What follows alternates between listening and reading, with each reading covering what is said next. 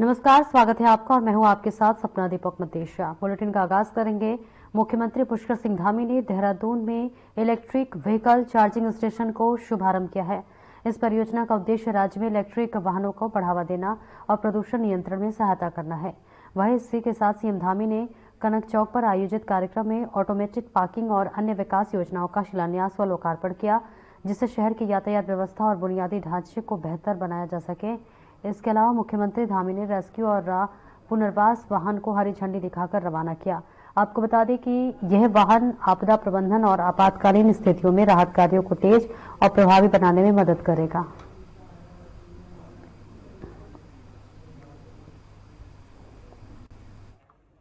Station है वो भी उसी श्रृंखला का एक पार्ट है। तो यहाँ से रूप से इससे कहीं न कहीं जो पर्यावरण संरक्षण है वो बढ़ेगा, पर्यावरण संरक्षण में मदद मिलेगी और ये काम जो हमारा धीरे धीरे हम पूरे राज्य के अंदर इसको और तेजी से ले जाएंगे। आज जो 4 जगह पर खुले हैं, आने वाले समय में 11 जगह पर खुलेंगे।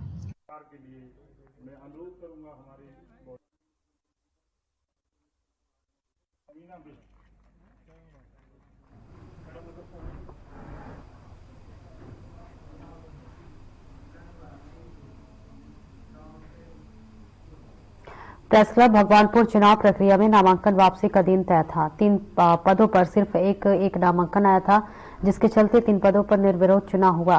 महासचिव पद पर धीर सिंह, कोषाध्यक्ष पद पर संदीप राठौर एवं ऑडिटर पद पर लियाकत कुरैशी के सामने किसी का कोई नामांकन दाखिल नहीं हुआ। वहीं अध्यक्ष और उपाध्यक्ष पद के लिए चुनाव होने वाले हैं। अध्यक्ष पद पर आदिल राना और मुरसलीन अलवी के बीच सीधी चुनाव होना है।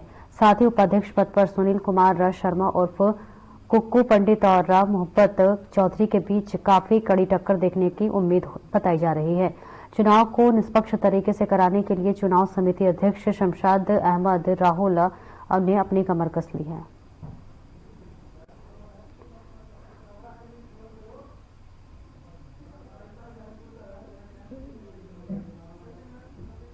नामांकन का वापसी का दिन था, लेकिन 2 पदों पर किसी तरह की कोई पर्चों की वापसी, नामांकन की वापसी नहीं हुई, जिस पर एक अध्यक्ष पद और उपाध्यक्ष पद पर 24 दिसंबर को चुनाव होना है और 3 पद ऐसे थे जिसमें महासचिव और कोषाध्यक्ष और ऑडिटर का, जिसमें एक पर्चा आया था, एक नामांकन हुआ था, जिसके सामने कोई पर्चा नहीं था। उसमें एक धीर सिंह जी को महासचिव और कोषाध्यक्ष के लिए संदीप राठौर जी और ऑडिटर के लिए लियाकत जी को चुना गया और अध्यक्ष और उपाध्यक्ष के लिए 24 तारीख को जिन मतगणना होनी है, मतदान होना है और मतदान के चलते हम पूरी शांतिपूर्ण तरीके से मतदान कराएंगे।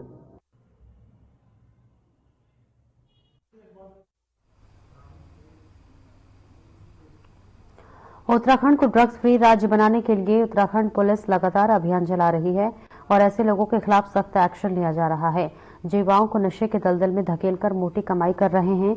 इसके लिए पुलिस मुख्यालय से प्रदेश के सभी पुलिस अफसर को लगातार दिशा निर्देश जारी किए जा रहे हैं। गढ़वाल रेंज के आईजी राजीव स्वरूप ने चार्ज संभालने के बाद अब जेलों में इसको लेकर बैठक करने का फैसला किया है। पिछले दिनों उन्होंने हरिद्वार जिले का भ्रमण कर अधिकारियों के साथ कई प्रमुख बिंदुओं को लेकर बैठक की। उन्होंने बताया कि ड्रग्स फ्री देवभूमि और सड़क सुरक्षा को लेकर बैठक में अधिकारियों को निर्देश दिए गए हैं।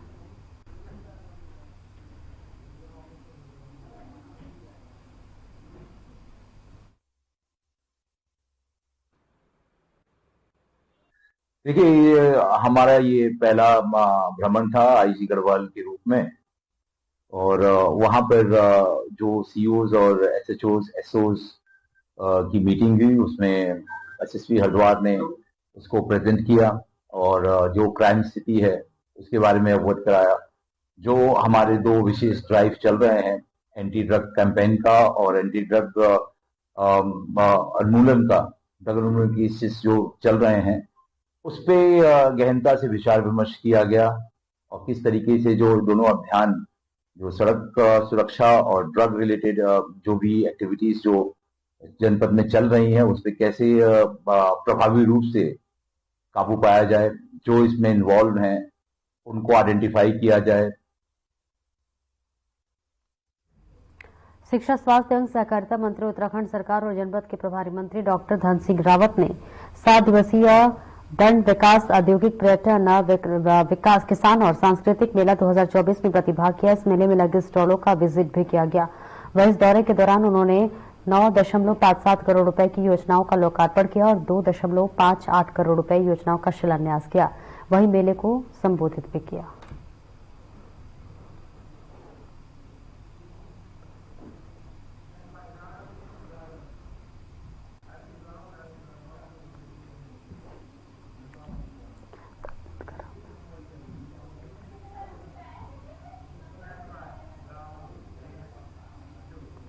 हरिद्वार में बजरंग दल की शौर्य जागरण यात्रा निकाली गई है और जय श्री राम के जयकारों से शहर गूंज उठा। सनातन संस्कृति पर हमले, धर्मांतरण, लव जिहाद और जनसंख्या वृद्धि जैसे मुद्दों के खिलाफ विश्व हिंदू परिषद के आह्वान पर बजरंग दल के नेतृत्व में शौर्य जागरण यात्रा निकाली गई है और वहीं उत्तराखंड के सभी जिलों में आयोजित इस यात्रा का हिस्सा हरिद्वार में भी देखने को मिला है। हजारों की संख्या में लोगों ने यात्रा में भाग लिया। इस दौरान हिंदू समाज ने एकजुटता और सांस्कृतिक मूल्यों की रक्षा का संकल्प लिया।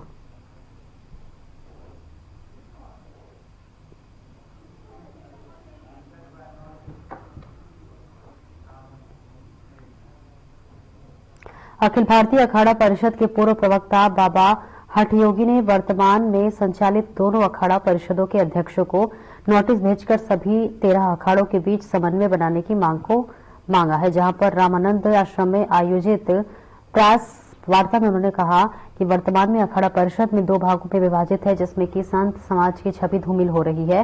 बाबा हठयोगी ने अध्यक्ष श्री महंत रविंद्र पुरी और श्री महंत रविंद्र पुरी से आग्रह किया है कि प्रयागराज कुंभ को सफल बनाने के लिए सभी 13 अखाड़ों का बैठक की और बैठक में विधिवत चुनाव कराकर नई अखाड़ा परिषद का गठन किया है।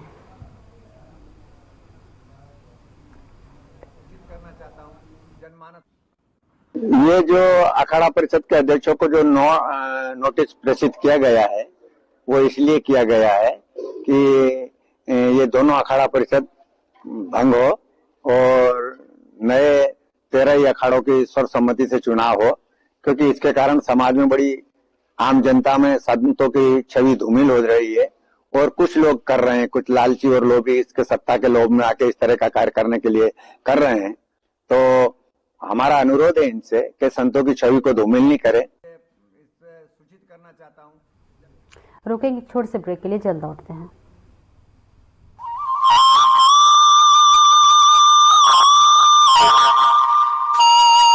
देवभूमि उत्तराखंड, ये पवित्र धरती हर वर्ष गर्मियों के महीनों में लाखों 4 धाम यात्रियों और श्रद्धालुओं का स्वागत करती है।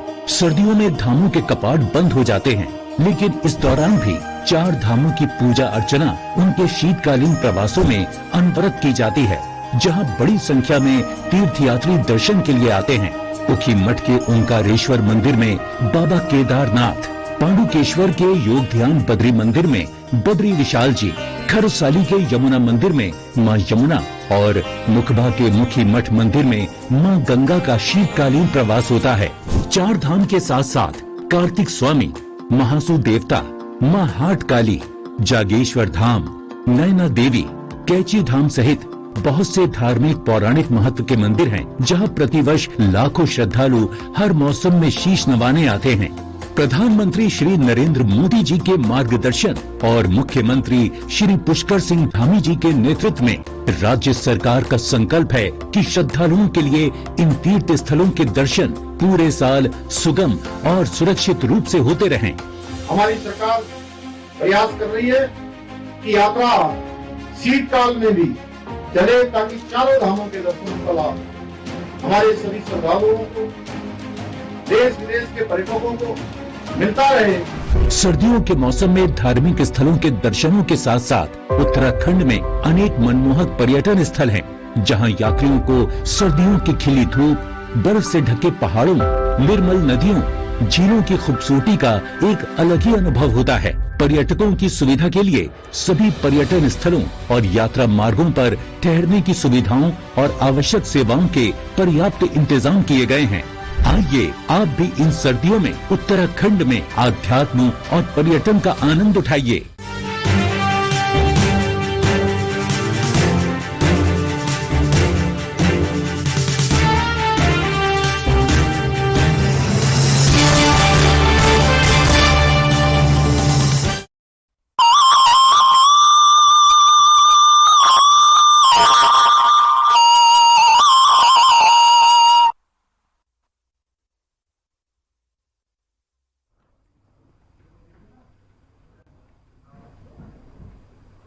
और ब्रेक के बाद एक बार फिर से स्वागत है आपका। खबरों में आगे बढ़ेंगे। उत्तराखंड में निकाय चुनाव की फिजाएं अब गर्म हो चुकी हैं।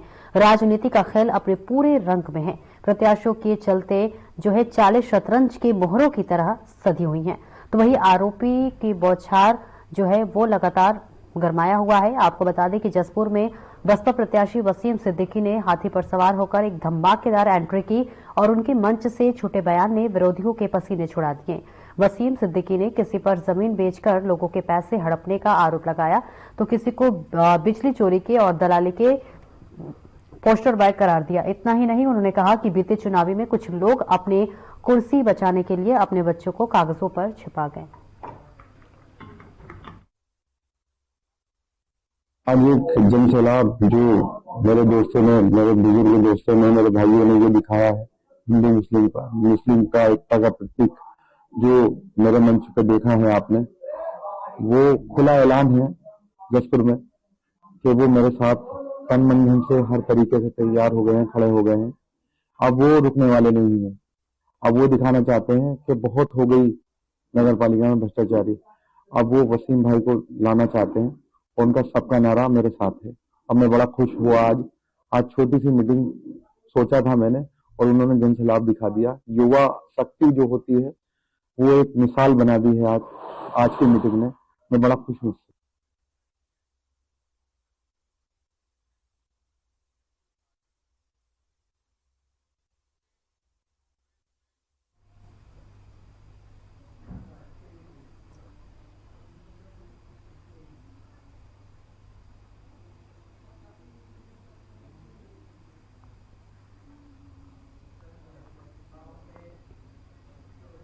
खबर देहरादून से है, जहां में कस्तूरी विंटर कौत्सिक का शुभारंभ हुआ है। जहां पर आपको बता दें कि राज्यपाल गुरमीत सिंह की पत्नी गुरमीत कौर ने दीप प्रज्वलित कर किया। जहां कस्तूरी विंटर कौथिक का मुख्य उद्देश्य सुदूर ग्रामीण क्षेत्रों में गठित समूह द्वारा उत्पादित निर्मित उत्पादों के माध्यम से उत्तराखंड की समूह परंपरा और संस्कृति के संरक्षण के साथ साथ सीमांत परिवारों के आर्थिक विकास हेतु किया जा रहा है। और महिलाएं खुद को जो है उद्यम से जोड़कर जहां की कृषि उत्पादन, हस्तशिल्प, वस्त्र उद्योग के जरिए उद्यम के क्षेत्र में अपना नाम कमा रही हैं। उन्होंने कहा कि उत्तराखंड की महिलाएं किसी भी क्षेत्र में पीछे नहीं हैं। वहीं संस्था के अध्यक्ष नीलम मोहन ने कहा कि फॉरेस्ट डिपार्टमेंट की तरफ से एक अनोखी पहल की जा रही है, जिसमें उत्तराखंड के उत्पादकों को एक मंच दिलाना और यहाँ को जो महिलाएं हैं उनके द्वारा विभिन्न कार्यों की प्रदर्शनी के रूप में लोगों तक पहुंचाना है, जिससे कि यहाँ की महिलाओं को एक अच्छी पैकेजिंग के साथ साथ मार्केट में अपने उत्पादकों को बेचने का मौका मिल सके। वहीं प्रदर्शनों में पहुंचे अलग अलग संस्था के लोगों ने भी काफी उत्साह देखने को मिला।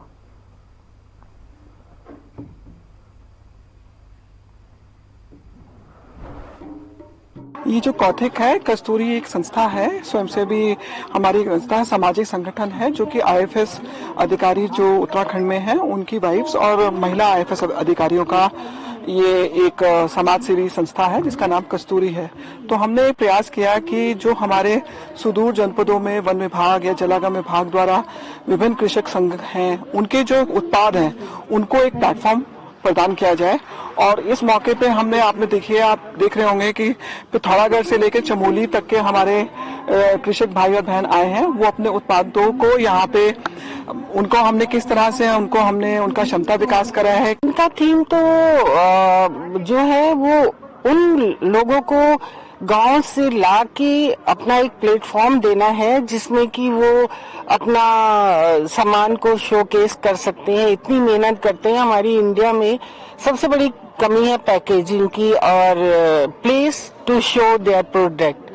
बट इन्होंने एक बहुत अच्छा काम किया है, सोशल कॉज पे काम किया है कि उन लोगों को गांव-गांव से बुलाया है और स्पेस दिया है कि जहां वो अपना सामान को। ये इस तरह के कार्यक्रम मुझे ऐसे लगता है कि हम जैसे फार्मर प्रोड्यूसर कंपनी जिनका इनिशिएशन हो रहा है और जिनको ऐसा प्लेटफॉर्म की हमेशा आवश्यकता होती है, ये हम लोगों के आजीविका संवर्धन में एक बहुत ही अहम भूमिका निभाएगा और इस तरह के कार्यक्रम हम इच्छुक हैं कि और भी आगे होते रहें।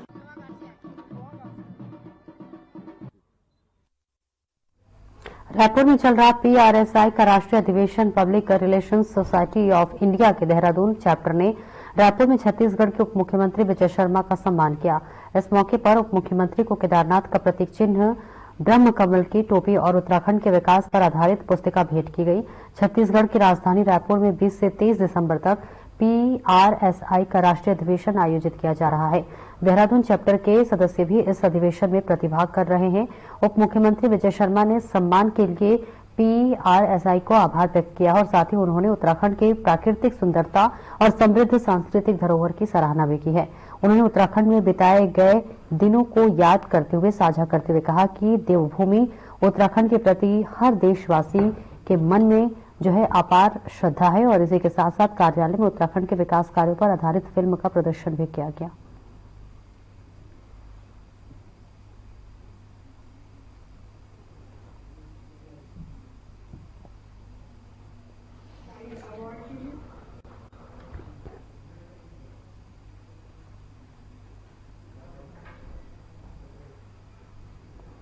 रुकेंगे एक छोटे से ब्रेक के लिए, चल दौड़ते हैं।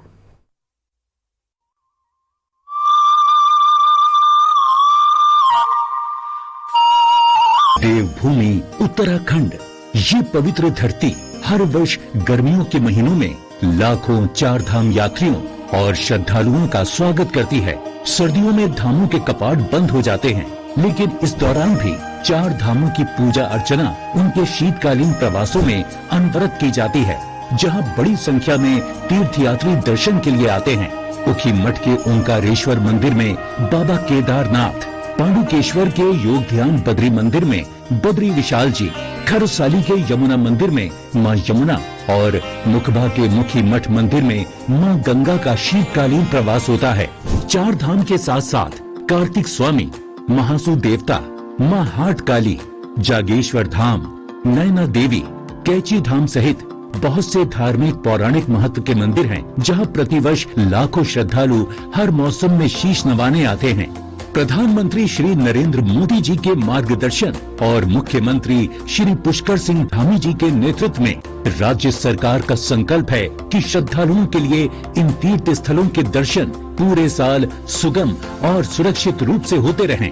हमारी सरकार प्रयास कर रही है कि यात्रा शीतकाल में भी चले, ताकि चारों धामों के दर्शन का लाभ हमारे सभी श्रद्धालुओं को, देश विदेश के पर्यटकों को मिलता रहे। सर्दियों के मौसम में धार्मिक स्थलों के दर्शनों के साथ साथ उत्तराखंड में अनेक मनमोहक पर्यटन स्थल हैं, जहां यात्रियों को सर्दियों की खिली धूप, बर्फ से ढके पहाड़ों, निर्मल नदियों, झीलों की खूबसूरती का एक अलग ही अनुभव होता है। पर्यटकों की सुविधा के लिए सभी पर्यटन स्थलों और यात्रा मार्गों पर ठहरने की सुविधाओं और आवश्यक सेवाओं के पर्याप्त इंतजाम किए गए हैं।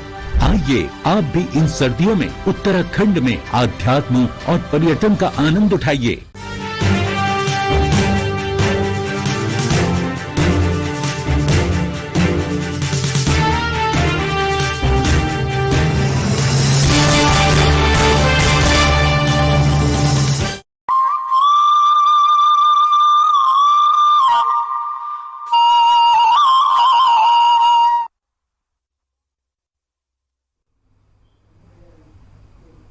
ब्रेक के बाद एक बार फिर से स्वागत है आपका। खबरों में आगे बढ़ेंगे। शीतकालीन चारधाम यात्रा को लेकर उत्तराखंड पुलिस ने अपनी तैयारियों को चाक चौबंद करना शुरू कर दिया है। यात्रा में चुनौतियां जरूर है, लेकिन उन चुनौतियों से कैसे निपटा जाए, इसको लेकर भी लगातार खाका तैयार किया जा रहा है। आपको बता दें कि प्रशासनिक स्तर पर शीतकालीन यात्रा में अतिरिक्त पुलिस फोर्स तैनात करके यात्रा को सुगम और सुरक्षित बनाने के लिए लगातार प्रयास जारी है। और इसकी जानकारी देते हुए आईजी गढ़वाल रेंज राजीव स्वरूप ने बताया कि शीतकाल के दौरान पहाड़ी क्षेत्रों में बर्फबारी भी देखने को मिलती है, जिससे कई मार्ग अवरुद्ध होने की आशंका भी बनी रहती है। ऐसे में संवेदनशील इलाकों को चिन्हित किया जा रहा है ताकि शीतकालीन यात्रा के दौरान किसी भी श्रद्धालु को दिक्कतों का सामना न करना पड़े।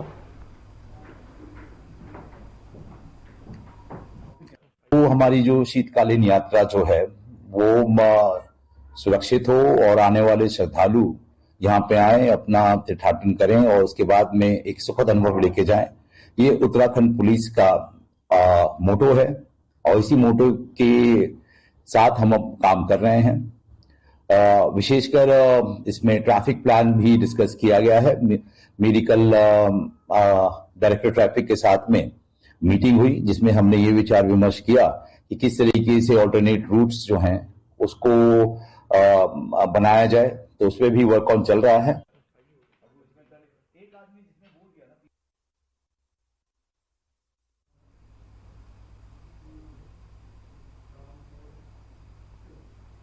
तो वहीं नराड़ बगड़ परखाल चोपता मोटर मार्ग पर पिंडर नदी के ऊपर नराड़ बगड़ में बने जो है मोटर पुल के मरम्मत कार्य के दौरान पुल को पूर्णतः बंद रखने के लिए प्रशासन ने एक बड़ी बैठक बुलाई।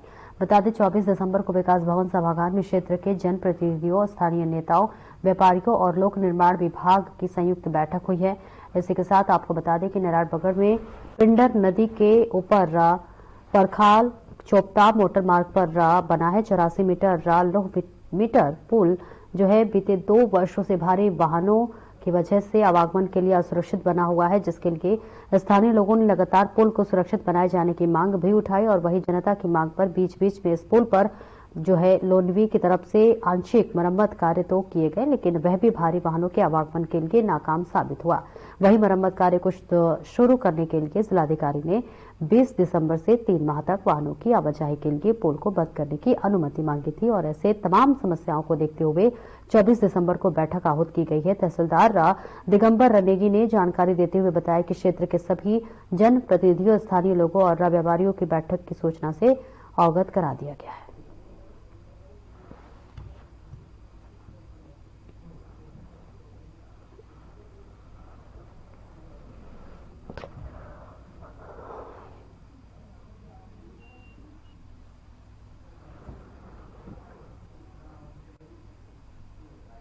शंकराचार्य स्वामी अभिमुक्तेश्वरानंद अपनी शीतकाल चारधाम यात्रा समाप्त कर हरिद्वार लौट चुके हैं, जिसके बाद शंकराचार्य ने सभी से चारधामों के गद्यस्थल पर जाकर दर्शन करने के संदेश दिए हैं। वहीं नमामि गंगे घाट पर पहुंचकर शंकराचार्य ने मीडिया से बात करते हुए कहा कि ठंड के मौसम के पहाड़ी पर मैदानों की तुलना में ज्यादा गर्म होती है और उनका मानना है कि लोगों को शीतकाल में भी हिमालय पर जाना चाहिए। आगामी प्रयागराज कुंभ से पहले अखाड़ा परिषद में बने जो है मच्छी बवाल पर उन्होंने कहा कि इससे कुंभ पर कोई असर नहीं पड़ेगा। वहीं उत्तराखंड सरकार द्वारा लाए जा रही यूसीसी कानून और मदरसों की जांच पर उन्होंने सीएम धामी की पीठ थपथपाई और कहा कि बिना किसी राजनीति की कार्रवाई होनी चाहिए।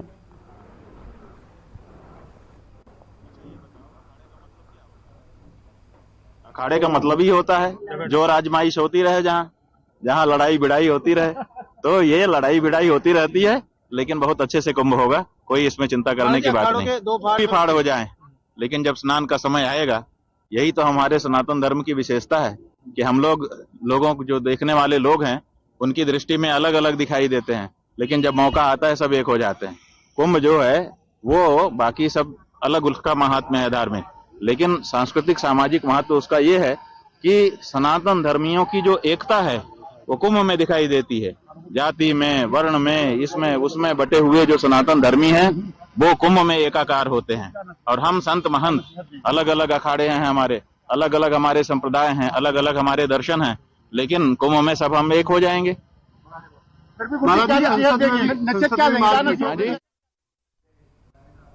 फिलहाल इस बुलेटिन में इतना ही। दीजिए इजाजत। नमस्कार।